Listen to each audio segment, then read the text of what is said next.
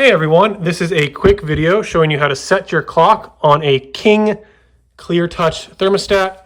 So to set the clock on the King Clear Touch thermostat, first of all, make sure it is turned on and has a display like this. If it is off, it'll either say off on the front or it'll just be no screen at all. To turn the thermostat on, there is a switch over here. There's actually two buttons, a reset button, the lower button, and then a switch. Just go ahead and click the switch up or down, depending on what position it needs to be on. And then this screen should appear, and I'm gonna go ahead and show you how to set the clock. So to enter the clock setting mode, go ahead and press and hold the P button. Make sure it's a long press and hold.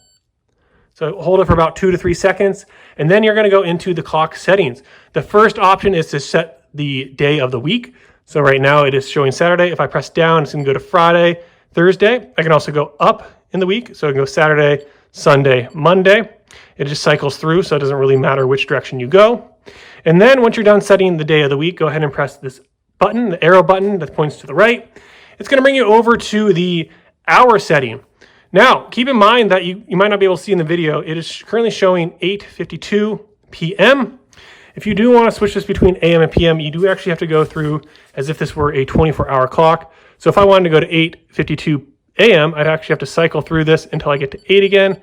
And now I'm at 8:52 a.m. I don't want that because it actually is PM right now. So I'm gonna go back to 8:52 p.m.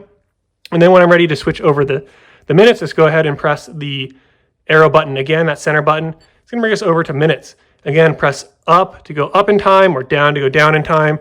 If you go up past 8, it's not gonna go to 9 or anything. It's just gonna keep cycling like before. So I'm gonna go back to 8:52, which is what I want.